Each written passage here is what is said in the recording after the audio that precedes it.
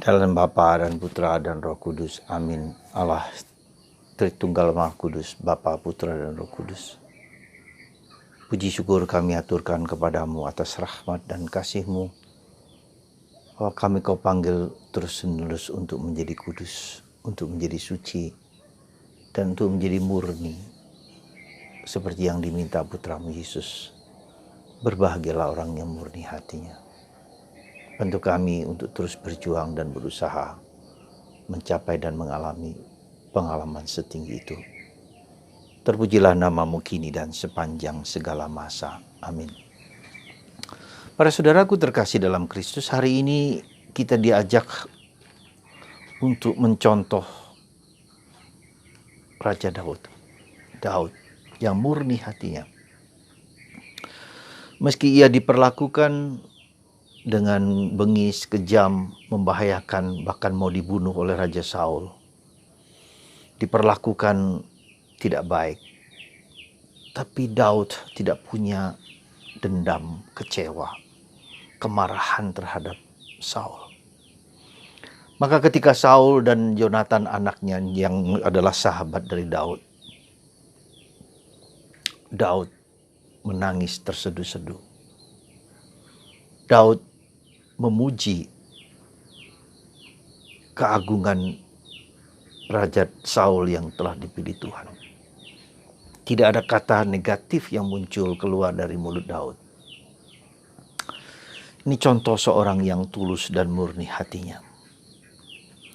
Ia tidak melihat pengalamannya diperlakukan tidak adil oleh Saul menjadi alasan bagi dia untuk balas dendam, marah, kecewa kepada Saul. Inilah karakter, ya, karakter dan sifat yang harus kita miliki, ya, dalam penghayatan kita menjadi orang Kristen, orang Katolik. Kemurnian hati, ketulusan hati.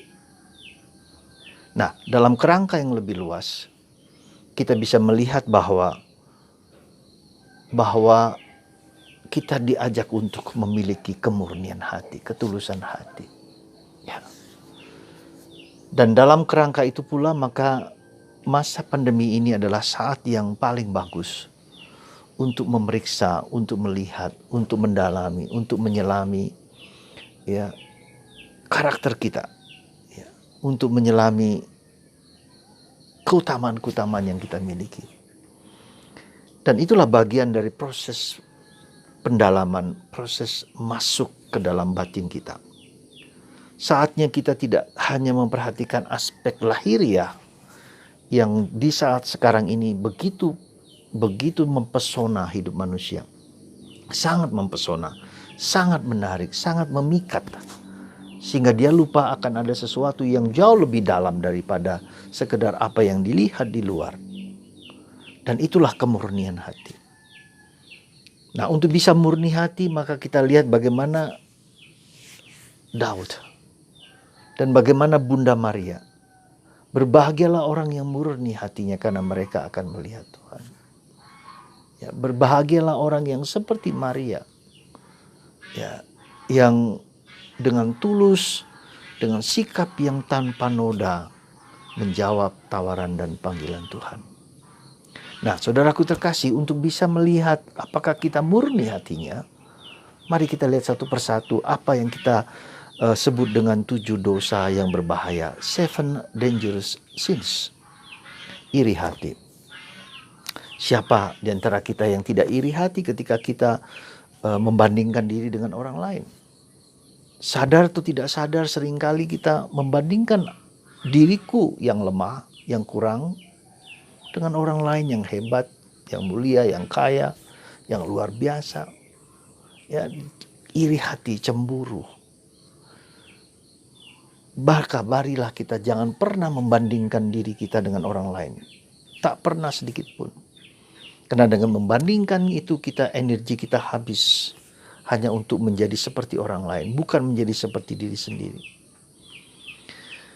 Kedua, kita cabul.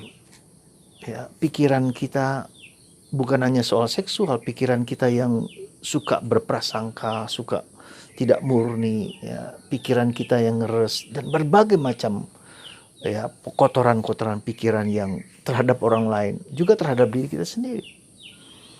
Kita perhatikan itu, bagaimana kita melihat. Ya, kemudian juga kemarahan. Di zaman pandemi ini, di zaman generasi milenial ini, generasi Z ini, gampang sekali orang marah. Coba lihat kasus yang sekarang ini sedang kita lihat, yaitu dalam seorang anggota parlemen yang mengkritik seseorang yang menggunakan satu bahasa tertentu. Tapi seluruh suku itu tiba-tiba memaksa dengan paksaan, dengan berbagai macam sikap. Ya mungkin juga anggota parlemen ini juga terlalu sombong gitu loh. Tapi itulah ada kemarahan yang disebut dengan strolling. Ya, dikatakan oleh Renal Kasali. Jadi orang mudah sekali terpicu oleh rasa marah, terprovokasi oleh suatu situasi. Ya. Dengan pandemi ini membuat orang gampang sekali tersulut untuk marah. Kemudian malas. Ya, saudara, di zaman sekarang ini, di pandemi ini, orang menjadi lebih malas. Enak di rumah, ya, menggunakan waktu untuk lebih menyenangkan, lebih untuk menggunakan waktu untuk lebih kesenangan, dan seterusnya dan seterusnya. Segala sesuatu lengkap di dalam HP. Kita bisa menari, menyanyi, apa saja bisa kita akses di HP, dan kita bisa menggunakan HP berjam-jam ya, untuk mencari kesenangan sendiri. Kita lupa kerja, kita lupa berpikir, kita lupa apapun ya. Disitulah ya, HP bisa membuat kita menjadi malas. Ya, jangan lupa itu. Malas berdoa, ya, malas bekerja, ya, menunda-nunda waktu dan segala macam. Dan kemudian serakah, ya. Serakah. Jadi kita ingin menyimpan segala sesuatu, kita ingin memiliki segala sesuatu, kita ingin memiliki apa yang kita anggap penting, lalu kita kumpulkan. Serakah, meskipun kita sudah punya. Hidup sederhana bukanlah yang gampang di saat seperti ini.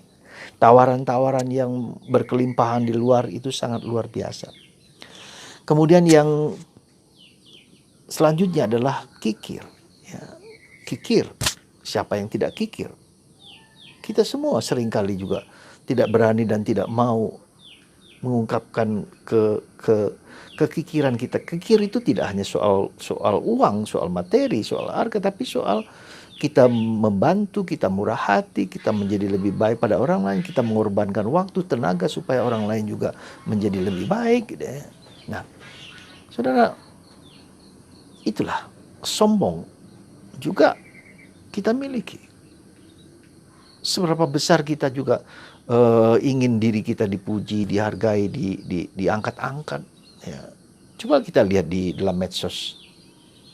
Begitu gampangnya orang memamerkan rumahnya yang hebat, sultan dengan segala fasilitas, dengan kekayaan. Ada unsur kesombongan di situ.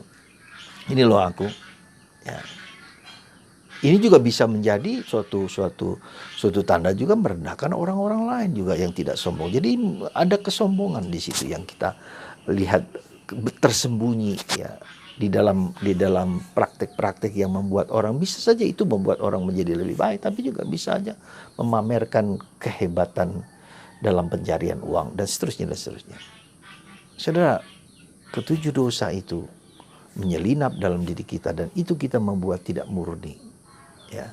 Dan seringkali bagaimana cara Tuhan membuat kita menjadi murni, menjadi lebih rendah hati, yaitu dengan penderitaan, dengan kesulitan, dengan kehampaan batin. Ya. Kita mencari tetapi tidak mendapatkan kebahagiaan, kedamaian yang sejati. Kita bisa memiliki apa saja, tapi tidak ada damai dalam hati. Maka beberapa hari yang lalu saya merasa ada sesuatu yang diminta Tuhan bagi saya sendiri. Kata damai yang tak dapat diberikan dunia. Damai yang hanya dalam Allah. Damai yang ada dalam pengorbanan kita mewujudkan kemurnian hati, ketulusan hati. Mari kita mohon rahmat seperti Daud. Memiliki ketulusan hati yang luar biasa, keutamaan-keutamaan yang luar biasa. Ya, keutamaan-keutamaan yang bersandar kepada Tuhan, dan itulah Anda dan saya dan kita semua dipanggil kepada kemurnian hati di zaman yang sekarang ini, zaman zilenial ini. Kita bisa berkembang dalam banyak hal, tetapi jangan lupa kerendahan hati, ketulusan hati, kemurnian hati adalah hal yang sangat mendasar. Kalau hidup kita ingin langgeng, bukan hanya langgeng umur kita, tapi nama Daud menjadi nama seorang raja yang begitu dihormati, dipuji, dipuja, dan bahkan menjadi bapa leluhur dari Yesus sendiri. Dan itulah, kalau hidup kita ingin terus-menerus panjang, bukan hanya hidup kita, tapi pribadi kita, nama kita dipuji oleh Allah dan sesama. Maka mari kita mohon rahmat supaya kita semakin seperti Bunda Maria, seperti Daud. Tuhan memberkati kita semua dalam nama Bapa dan Putra dan Roh Kudus. Amin.